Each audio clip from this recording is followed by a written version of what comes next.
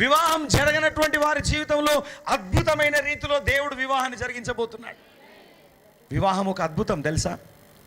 అది దేవుని ఆశీర్వాదం ఉంటే తప్ప జరగదు. దేవుని యొక్క ఆశీర్వాదం ఉంటే తప్ప జరగదు. అందుకని బైబిల్ ఏం చెప్తా ఉంది?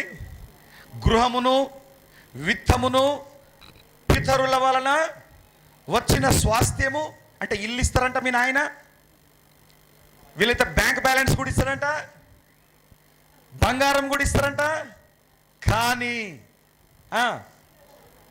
భార్య యెహోవా యొక్క దానము.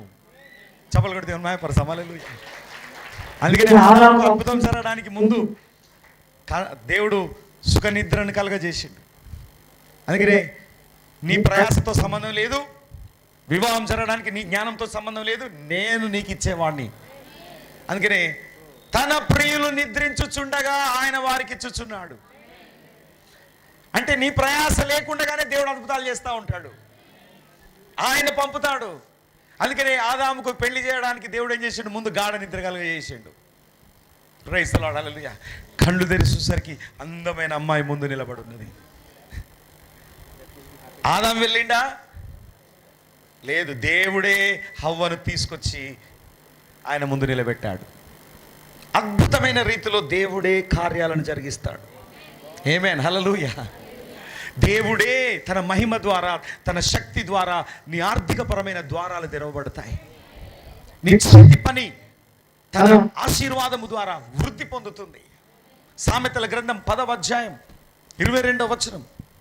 సామెతల గ్రంథం 10వ అధ్యాయం 22వ వచనం. త్వరగా. యెహోవా ఆశీర్వాదము, యెహోవా ఆశీర్వాదము ఐశ్వర్యమిచ్చును, నరుల కష్టము చేత. చూసారా? నరుల కష్టము చేత ఆ ఆశీర్వాదము ఎక్కువ కాదు. గట్టిగా చప్పట్లు కొడుతున్న మహిమ పరచు. హల్లెలూయా.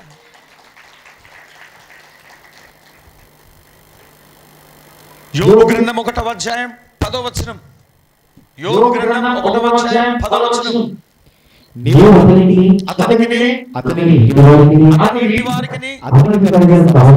అతనికి కలిగిన సమస్తమునకును చుట్టూ కంచె వేసితివి కదా, చుట్టూ కంచె వేసితివి కదా.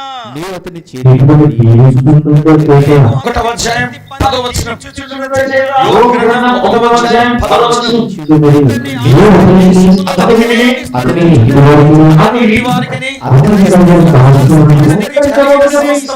చుట్టూ కంచె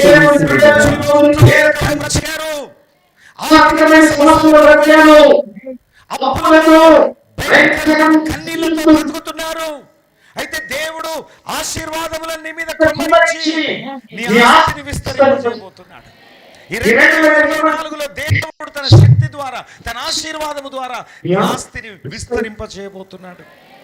ఆమేన్. నీ వ్యాపారాలను దేవుడు స్థిరపరుస్తాడు, మీ చేతి పనులను దేవుడు స్థిరపరుస్తాడు, సంఘాన్ని దేవుడు స్థిరపరుస్తాడు, సంఘ కార్యక్రమాలలో దేవుడు ఆశీర్వాదాలను కుమ్మరిస్తాడు. అందుకనే సంఘంలో మనం